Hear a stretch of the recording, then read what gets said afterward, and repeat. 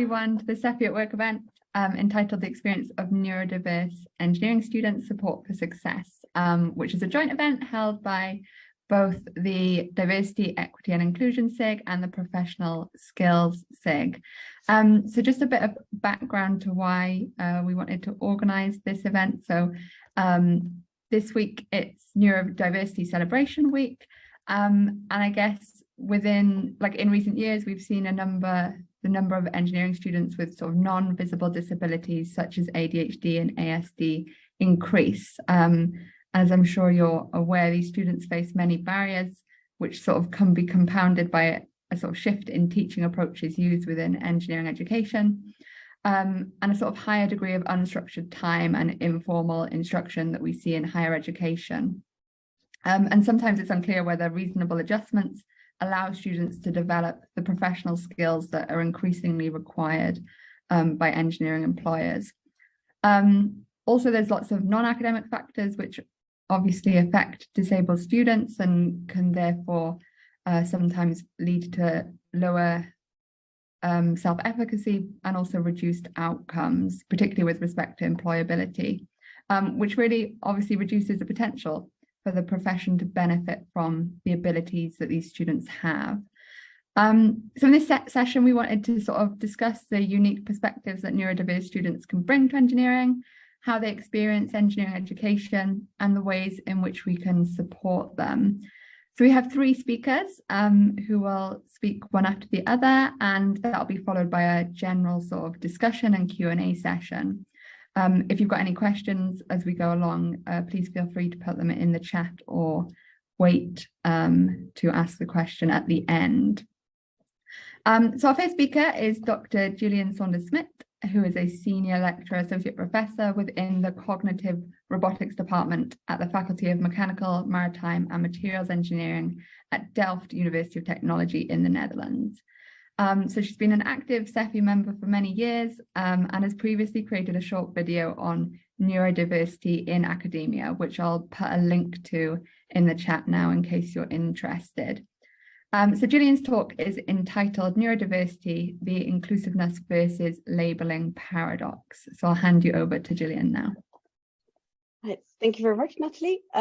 So in my own trying to know my own limitations and avoiding to run late in a very short timed session, I have pre-recorded the presentation that also allows me to answer all your questions in the chat whilst you listen to it.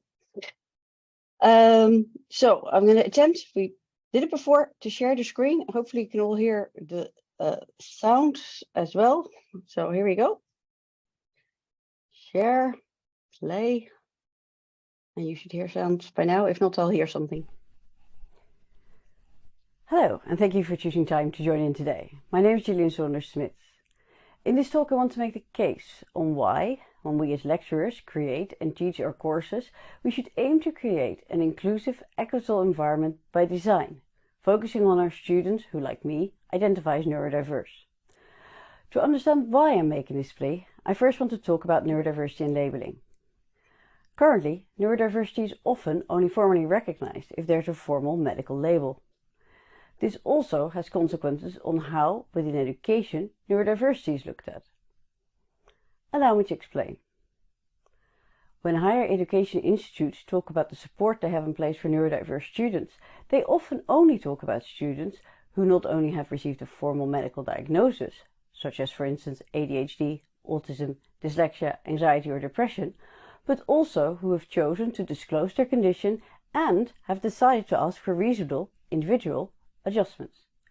This group, however, is only one part of the neurodiverse community and the part that is often most visible. Help for them is available, but even they will tell you that asking for and arranging this support is often a burdensome, repetitive journey that requires patience and energy on top of the daily coping with your limitations. The neurodiverse community, however, is much larger than those of us with formal labels. There is a large part of the neurodiverse community that does not yet need or have a diagnosis. If someone is still able to function, often using all their talents to compensate for having a brain that works differently from most, they live their lives happily, but tiredly.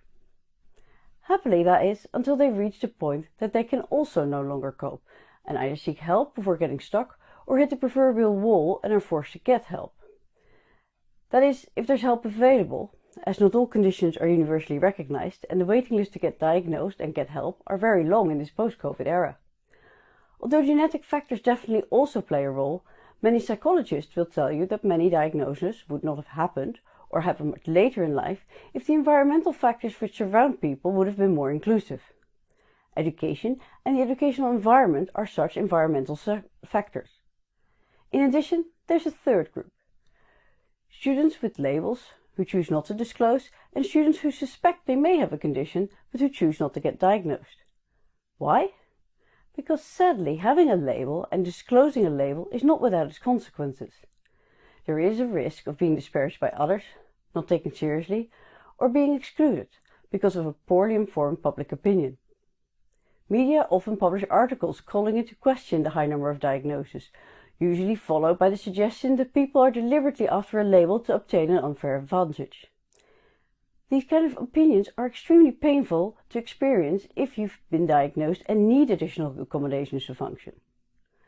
As anyone with a formal neurodiverse diagnosis will know, the road to getting diagnosed and getting help is a long one, and once diagnosed, we are not magically cured, we just have to learn to adjust our lives accordingly.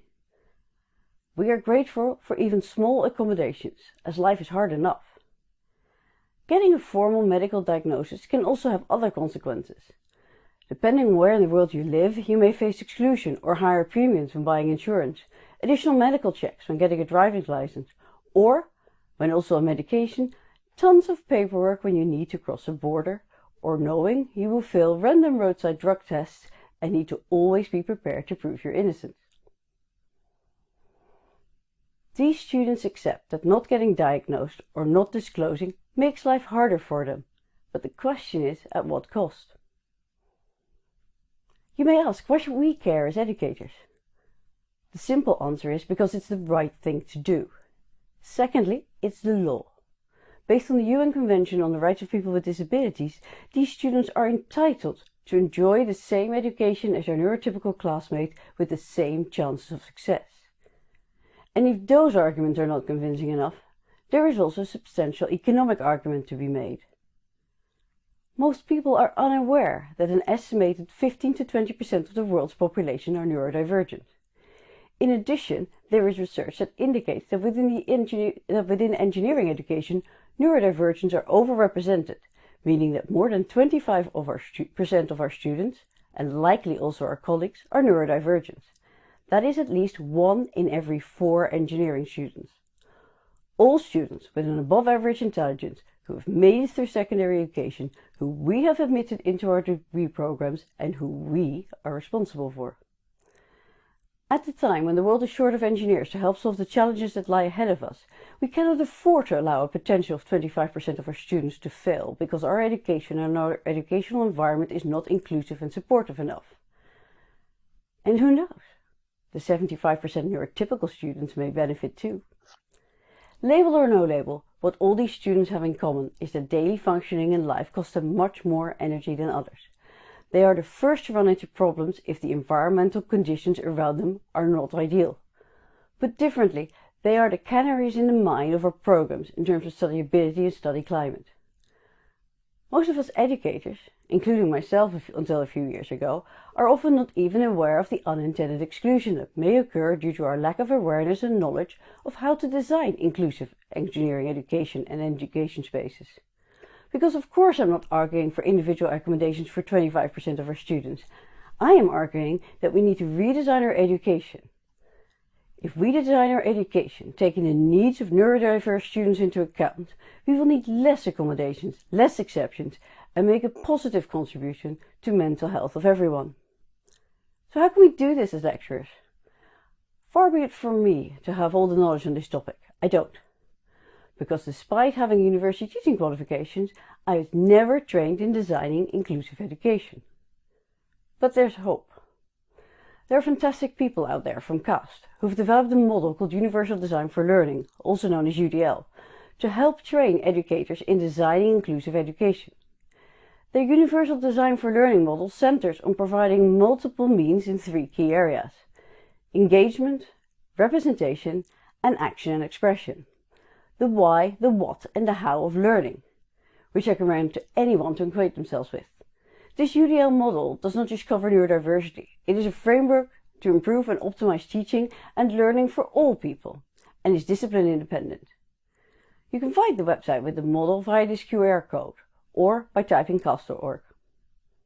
Thankfully, more and more countries and more universities offer forms of UDL support and training, and hopefully this trend will continue. I hope UDL will rapidly become the standard when we design our teaching, so that truly inclusive educational environments can be created. Before I stop talking, I have one final request, whether you are already using UDL or not. When teaching, please let us all be aware of our own pitfalls as lecturers and humans. Realize that every time we cut a corner in creating and delivering our teaching and assessment, that every time we accept substandard environments and facility for our classes, that every time we accept that we are not facilitated in creating UDL-proof teaching by our institution, we limit students in the accessibility of their learning. And every time we don't, we will have the gratitude and the respect of some of the most wonderful, very worthwhile students who will go on and do great things. Thank you for hearing me out. Right, that was it. And Thank you so much, Diane. just as an exception, I'm actually within time. Thank you so much. It was such a lovely introduction, I guess, to the importance of this topic. Yeah, I really wanted to make sure people realize how important it is that we look at it from a far more inclusive part. We tend to make quick decisions because it's easier for us, and every time we do that, it is most certainly not easier for others. That's really my point. Thank you. Okay, so our next speaker is Maria Arrell, who is a 5th year PhD candidate in the Department of Chemical Engineering at Carnegie Mellon University, where she focuses on mRNA lipid nanoparticle delivery.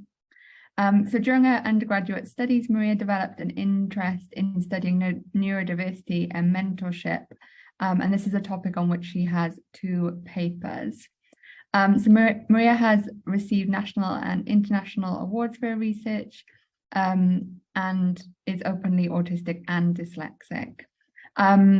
So her talk is entitled Inclusive Mentoring Strategies for Neurodivergent Undergraduate Researchers in STEM. So I'll hand you over now. Thank you. Super excited to be with you here today, and thank you so much for inviting me. I'm gonna hop right in with a positionality statement. For those who might not be familiar, positionality statements are in place to put the perspective of who is presenting on the topic to the audience, because each individual's positionality or how they can approach a topic can affect their perspective. So I'm a white disabled woman who is queer, who comes from a low socioeconomic background, who is also a chemical engineer, and that is my positionality. I think it's also important to remember that we all bring our positionality with us when we walk into the classroom. Next, I want to just go over some definitions, because I always like to make sure we can all start on the same front. So there's 2 concentric circles here. We have non-disabled individuals and disabled individuals. Inside the disability community, or the disabled circle, we have those who are neurodivergent. So those who are neurodivergent are also disabled. And then we have neurotypical, which is in between the non-disabled and disabled groups, because neurodivergent refers to those who have ADHD, dyslexia, autism, depression, anxiety, or disabilities that are on the neuro front of things. So somebody can still have a disability and be disabled, but they are not neurodivergent. Therefore, you can be neurotypical and disabled. But all inclusively, both non-disabled, disabled, neurotypical, and neurodivergent people are included in the term neurodiversity, which refers to our greater community of people who are neurodiverse, because we have those who are neurotypical and neurodiverse. So I'm from the United States, so I'm going to use the US statistics, but these are pretty on par with what you see in other places for those who report disabilities. About 26% of the US population, and this is also reflective of the world population, identifies as having a disability. About 8% of the engineering workforce, 6% of undergraduates in STEM, and 7% of graduate students in STEM. Now, these numbers are clearly lower than the 26%, and these are also only reported numbers. As our previous speaker highlighted, not everybody is going to disclose because of potential systemic barriers. And I also just like to always highlight that disability is not a bad word. We should be encouraged to use the word disability. Using things like differently abled is generally not preferred. Also, there are certain groups who prefer identity first language, so to say a disabled person rather than person with a disability. The autistic community is one of those who prefer to be called disabled persons. So just know that disability is not a bad word. But what is bad is ableism, which is the discrimination against disabled people and those who are neurodivergent. And academia has a systemic problem with ableism. There's been several articles that obtain firsthand accounts of group leaders or researchers who have disabilities. That was in the Nature Careers portfolio that I encourage you to go out and read, because hearing just one disabled person's perspective is not a unilateral opinion, and we need to hear from a diverse amount of people. There are also many books out there about ableism in higher education that I encourage you to seek out to hear firsthand. And in addition to that, the intersectionality can play a huge role in our disabled community. So intersectionality is the complex cumulative ways in which effects of multiple forms of discrimination can intersect. So this is where racism, homophobia, transphobia, or xenophobia, these can intersect with those who are disabled. And those who are multiply more marginalized or who are intersectional are even less represented in STEM. So those numbers that I provided earlier are overwhelmingly a white population of people who openly disclose being disabled. So we really see that our engineering workforce and community of those who are disabled are not only less represented, but they're overrepresented not overrepresented, they are skewed in their representation of white people. And I like to say that when we're talking about making changes, because clearly we do need to make changes, that making changes for disabled and neurodiverse individuals doesn't have to be a bad thing, and it can actually help a lot of people. And the curb cut effect is that. So I know many of us, many of us have groceries or grocery carts that we push on the street, or luggage, or a suitcase, or a briefcase, or just bike, or strollers, that we use the curb cuts so that we can more easily transition onto sidewalks. But these came about through the disability advocacy movement, and that's why it has affected this curb cut effect, which asserts that investment in one group can cascade up and up to others. Originally, these curb cuts were meant for people who are for wheelchair users, but now it just helps us all function in society. So making changes for disabled individuals and neurodivergent individuals can have a broader impact on the general community. So I am currently working on neurodivergent research, so in understanding inclusive mentoring strategies for neurodivergent students who are engaging in research.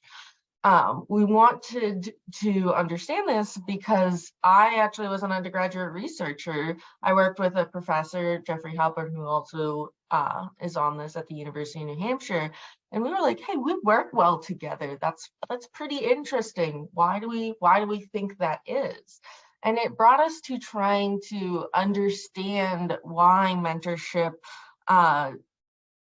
differences for what mentorship activities that we do that might be different for others that actually help promote my success as a neurodivergent individual. And we wanted to actually study this. And to do this, we wanted to ask two fundamental questions. What mentoring processes or approaches promote thriving for neurodivergent students? And I'll define thriving in the next slide.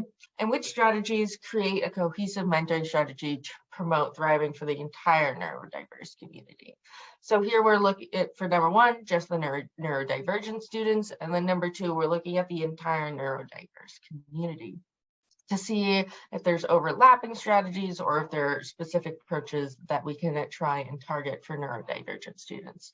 We want to make sure that we can create an inclusive environment regardless of somebody's neurodivergent status, because we don't want to force people to have to disclose and be in an environment where they feel uncomfortable having disclosed. So if there's a way that we can just create a mentoring environment that is inclusive of neurodivergent students, we want to help provide that.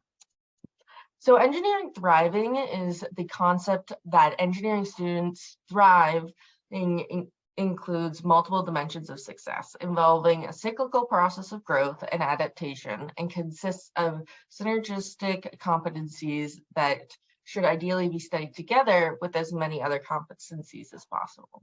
This is a lot of words, and so now we have a picture. So the idea is that engineering students come in and they have internal thriving competencies, which can be behavioral, interpersonal, cognitive, social. And then they have external thriving outcomes, which is their health and well-being. You know, if you get sick, how does that affect you if you get a cold? We saw a lot of this happen with COVID-19. Character and persistence, academic and professional, community and relationships. All of these things interact and can also be affected by systemic factors, resources, and context of the situation. And so we designed a survey to specifically look at all of these parts to try and understand what is allowing engineering students in research to thrive, and what might be less beneficial. Now, we have not collected all the data, but we have developed a survey to investigate this. And we have just finished our cognitive interviews and are hoping to send that out. We're right now just looking at the University of New Hampshire's student population because that is what we have access to. But if anybody is interested in working on this, I will have my email on one of the last slides, and I encourage you to reach out. We would really love to get an international lens on this, or even provide you with the survey once published so that you can look at this in your own communities. So we really want to, from this research, shift the mindset to engineering thriving, this cohesive looking at undergraduate neurodivergent students and how they thrive, so that we can enact full inclusion of undergraduate research in STEM, because they can often be pushed out because they're misunderstood. And we want to empower more thriving neurodivergent undergraduate researchers because through mentors having information on mentoring strategies that can be directly impactful to student thriving, because mentors have an important impact on student thriving.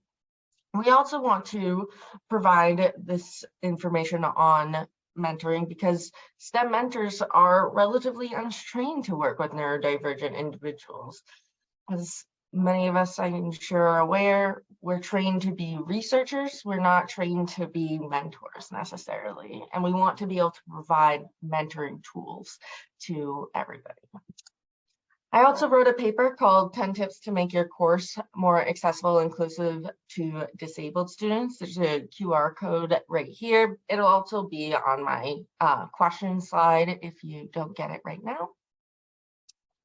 And of course, I have to mention my colleagues who, without them, this work would have been possible. We have Dr. Juliana Gesson, who is a presidential postdoctoral fellow at the University of New Hampshire, and Dr. Jeffrey Halpern, who is an associate professor at the University of New Hampshire. And with that, I have the QR code, and I think we're waiting for questions until the end. But this is also my contact information. Thank you. Okay, great. I'll move on to the final speaker then, or speakers, so that we have time for questions at the end. So we've got two speakers to do the final talk. So Dr. Vanda Papafilippo is a senior lecturer in human resource management at the University of West England in the UK, and specializes in equality, diversity and inclusion in the workplace and diversity management practices, especially in the engineering sector. So she's conducted research on gender, ethnicity and neurodiversity. And presenting with her will be Miss Lucy Downs, who is an assistant support lecturer also in human resource management at UE as well.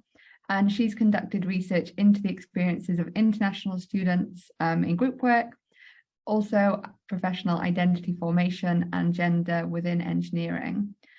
Lucy's dyslexic and is keen to explore the perspectives of other neurominority individuals and their experiences in the workplace, to identify organizational practices that may create barriers for these groups.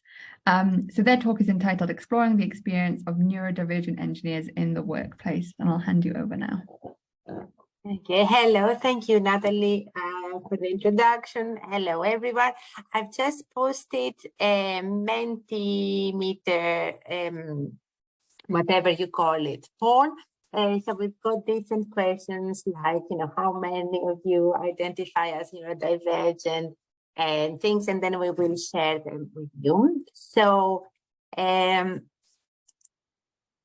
okay, so before we start, we would like to thank all those who participated in our study, and we're doing our best to make their voices heard.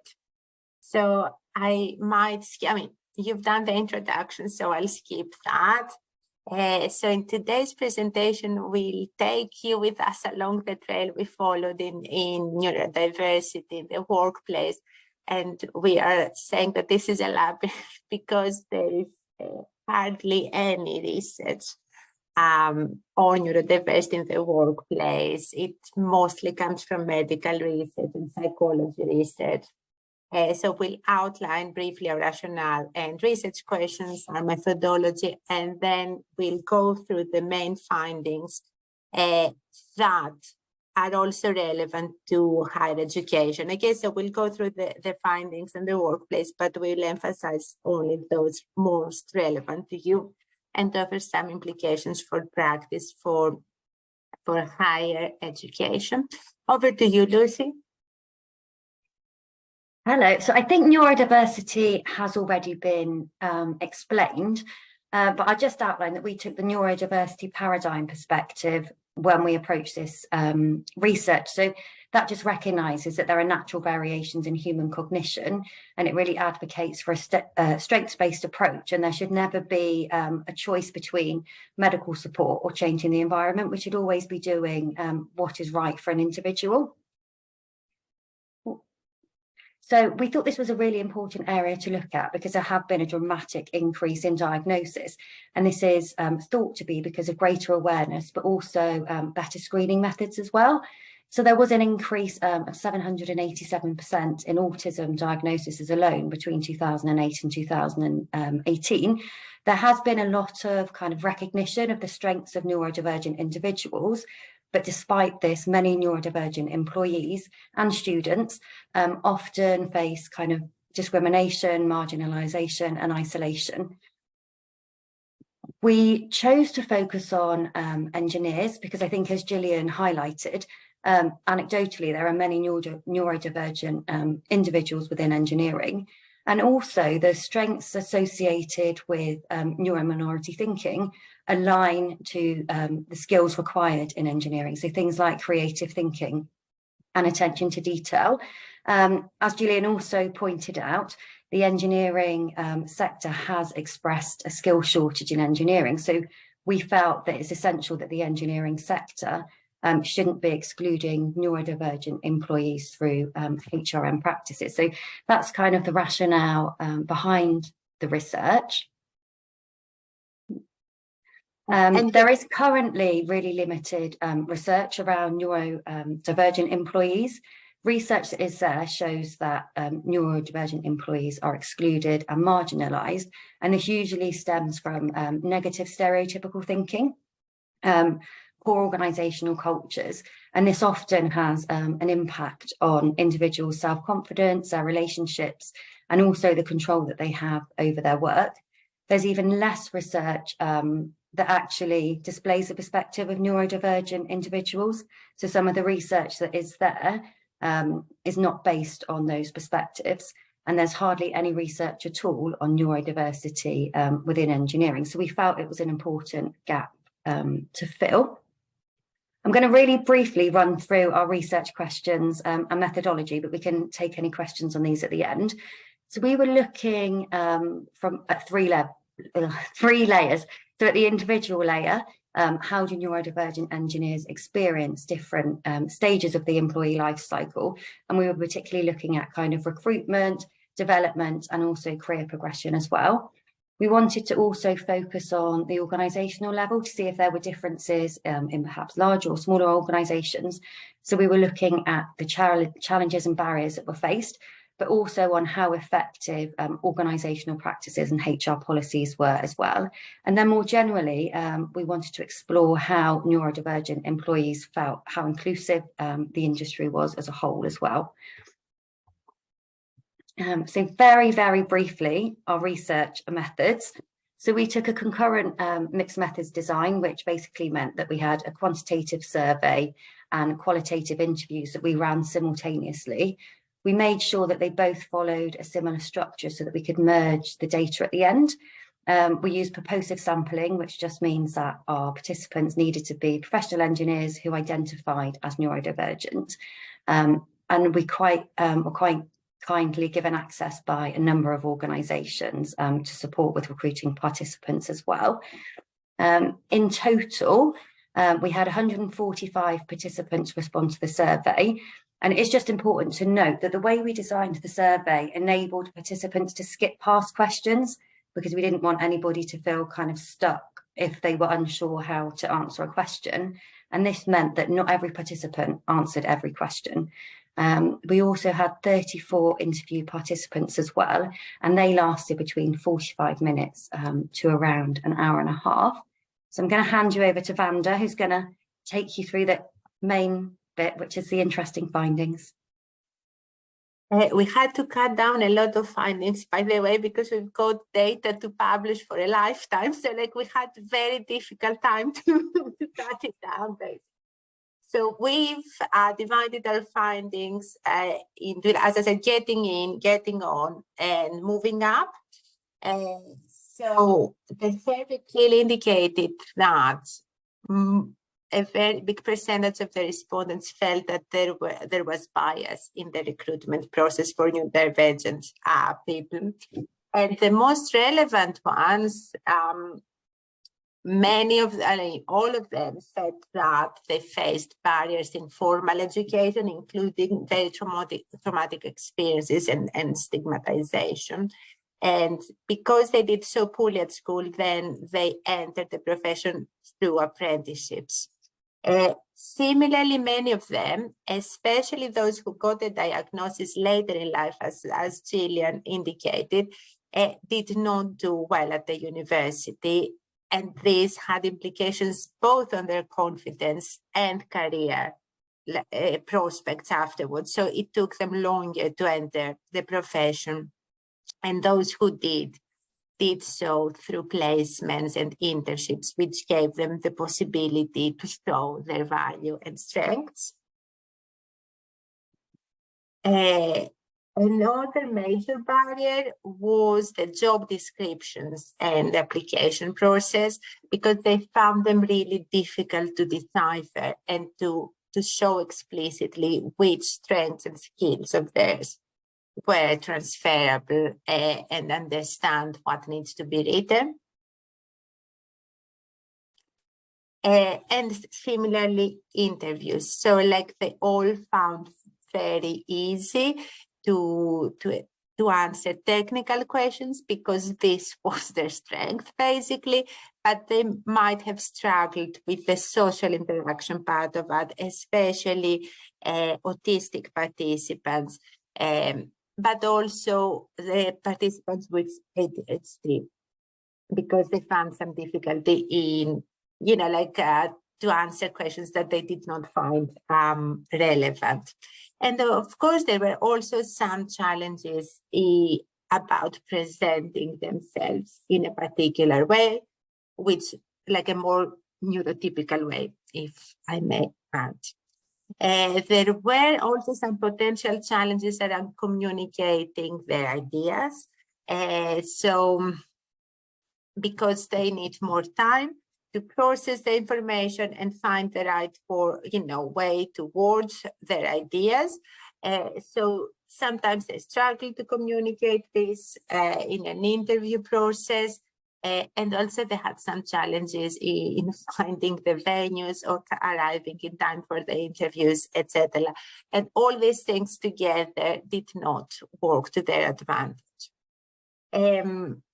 Also in the selection processes, they found quite difficult to tackle, to approach written tasks, and also psychometric tests and other metrics used, especially in graduate schemes, because no one disclosed their neurodiversity and they were not given more time to answer them.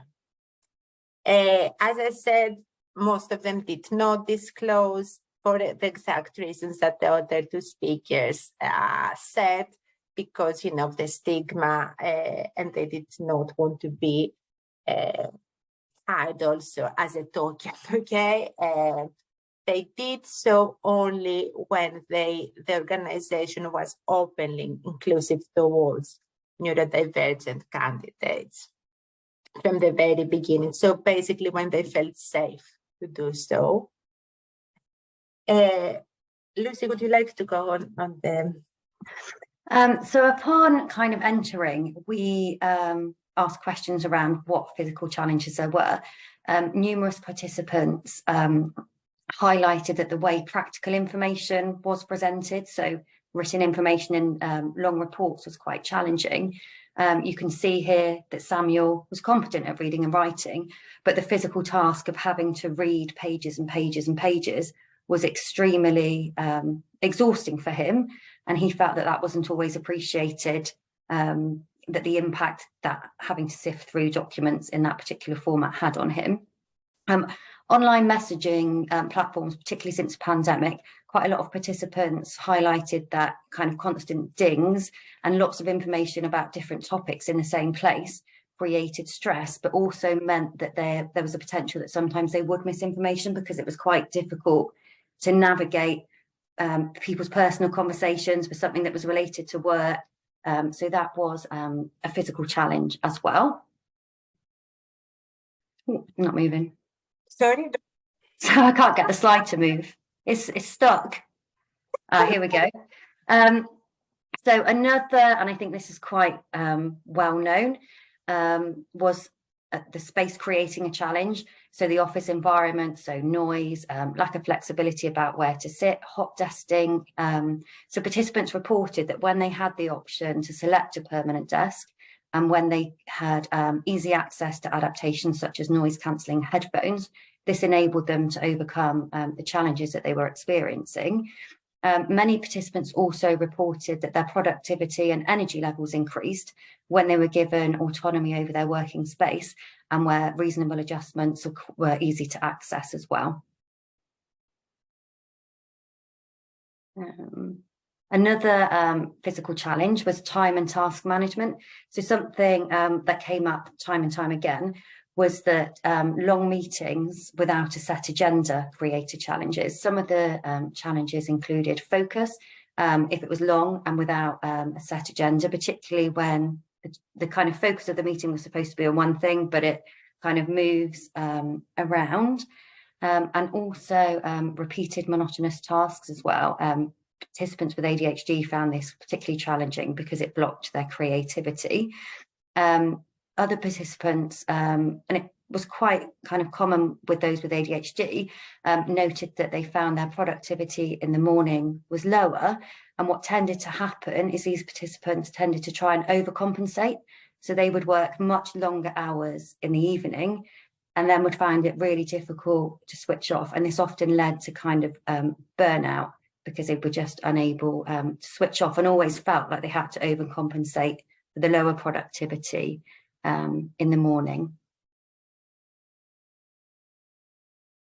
Back over to Vanda. So basically, in terms of social challenges in the workplace, the biggest one, which is particularly relevant to higher education, is that some of them encountered challenges when working in teams, in groups, not because they did not enjoy working in groups, even like opposed to the literature saying that especially autistic people might not enjoy working in teams. All our autistic participants said that they really enjoy working in teams. Their only challenge was that their voice was not heard. And this was because of what we called with Lucy the one set way of working and thinking in engineering.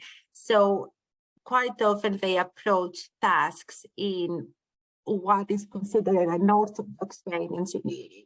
And they always found the solution before their neurotypical colleagues, but their approach was not taken seriously. And this created challenges. And autistic participants found some social interactions inside and outside the workplace a bit, I forgot here to say, challenging in terms of, oversharing or not, like networking, etc. And they tended to avoid them. But this did not create major barriers for them. Again, disclosure, like most of them, like many of them did not disclose their neurodiversity even after receiving the job offer, again for the same reasons, like isolation, bullying, stigma, etc., because they had experienced it at school, in previous workplaces, etc. And again, they disclosed only when they trusted their line manager. Most examples showed, negative line management experiences, even bullying, and also examples of constructive dismissals and lack of recognition and understanding of neurodiversity. But there were also positive ones, and they all appreciated when the line manager showed trust and made them feel empowered. And thus supporting their career development. In terms of the challenges for their career progression was especially the recognizing different ways of working. And this influenced also them getting chartered, because what they did better and what they did most did not fall under the criteria for chartership here in the UK. So it took them longer to do so. And they were also experienced discrimination. So like there was this autistic participant who was actually asked to step down once she disclosed from her management role, once she disclosed that she was autistic. in terms of coping with this, was like they were constantly changing their task boundaries or doing things differently or in a way that was more conducive to their strengths, you know, going out, walking around, and also like the content of their work, like they did more creative stuff, etc. Like this amazing lady with ADHD, she basically shaped her own path. Like all the jobs she got was especially designed for her and her strengths, and she always opted for this sort of roles. But also there were examples of task avoidance, okay? And this had mostly a negative impact on their career development.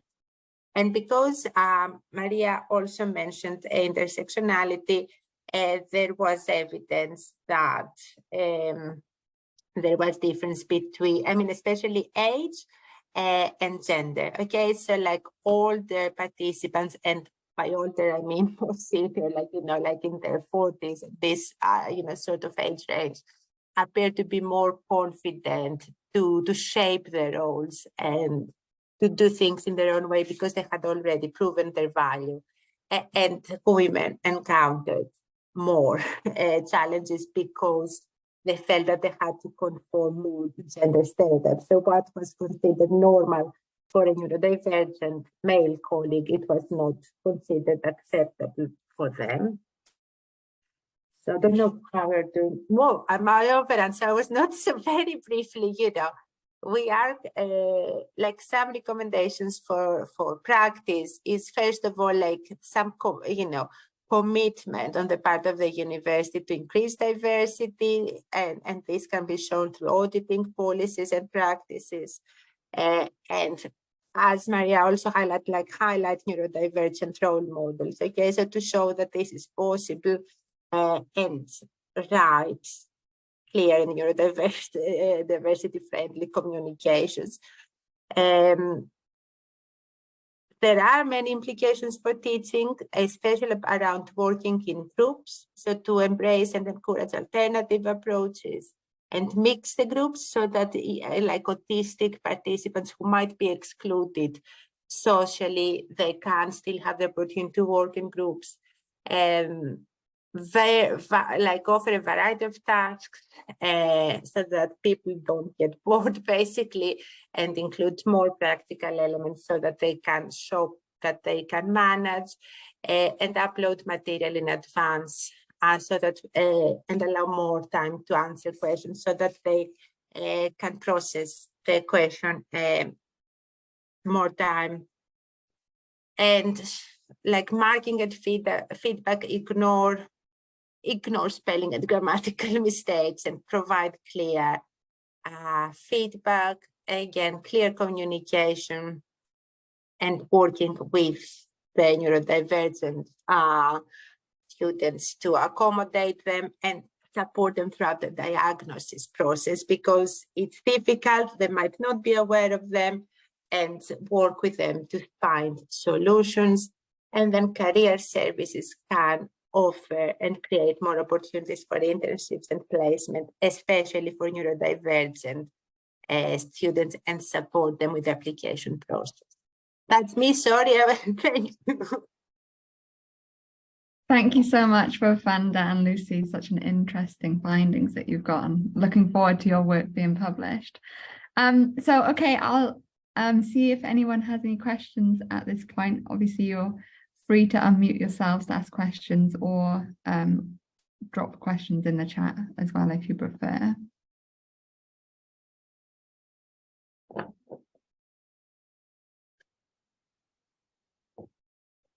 I'll start off with a question. I've got a couple.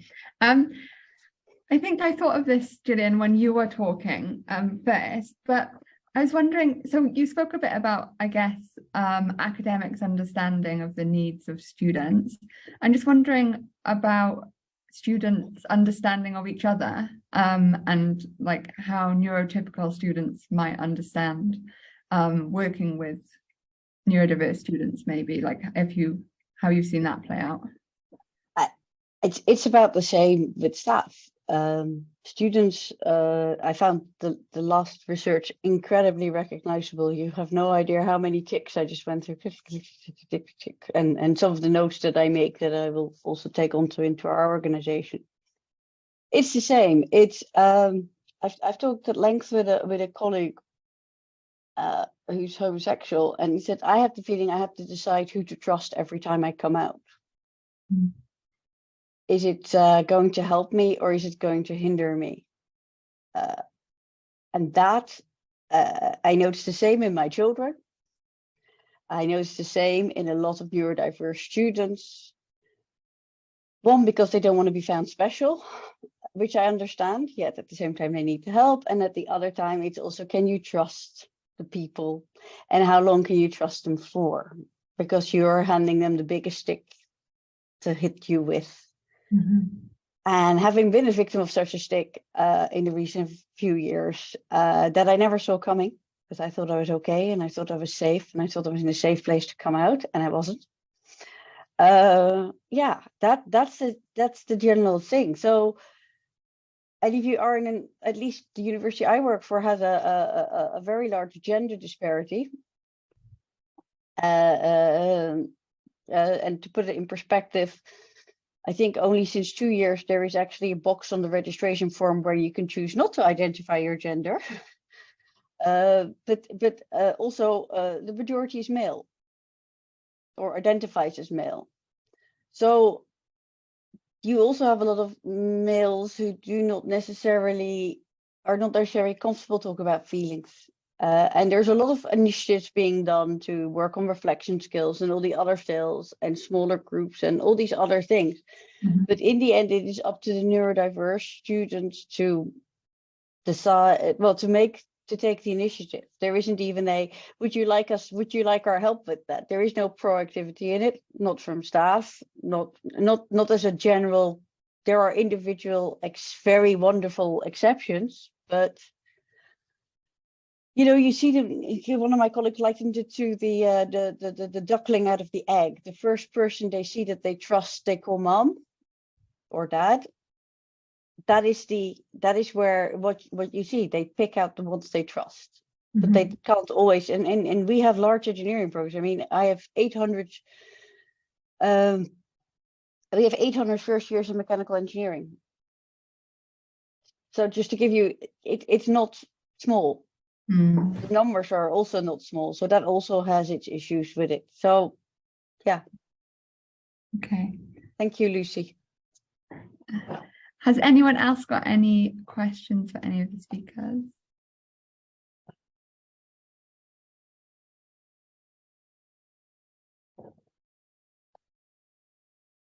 I do have another one in terms of Maria. I was wondering, so your work focuses on undergraduate researchers. I'm wondering to what degree you think your findings will be relevant to like non-researchers, I guess. Yeah, I think we like that would be like one of the next steps of the project. I think that, if you think about a lot of engineering classes, they are a lot of group-based, problem-based thinking where you have to work together, and that's somewhat similar to what undergraduate researchers can experience in in a research space, at least in the US. So I think that there is potential adaptation into the classroom for what type of strategies to put in place for maybe feedback or structure. For example, one of the things that is very reflective of the research that we talked about was very clear communication and very direct communication about tasks and expectations and timelines we found very helpful in a qualitative, not quantitative manner. And transitioning something like that into the classroom where it's like, this is, the task, instead of like, do it, have fun as a group, can be informative. So we're hoping that it can eventually transfer into the classroom, but starting with the research groups. Because if we want to also move people into the pipeline to become professors, we we want people to be able to participate in research. Yeah, sure. Can I ask a further question? This is whatever I say here when I try and sort of promote understanding internally for neurodiversity. And I always say that there's a particular small bit of research that showed that we likely have 4 times as many people with autism within our student population than the national Dutch average. So from 1% of the population to 4%, so 1 in 25 students. And but we only have very generic numbers. The research was never continued, I think in part because people were afraid of what they were going to find out. And then we always joke, half serious, is what the number would be on staff. And then if you're, and even going all the way to a full professor. And one of the autistic PhD students at the time said, well, they must be all autistic.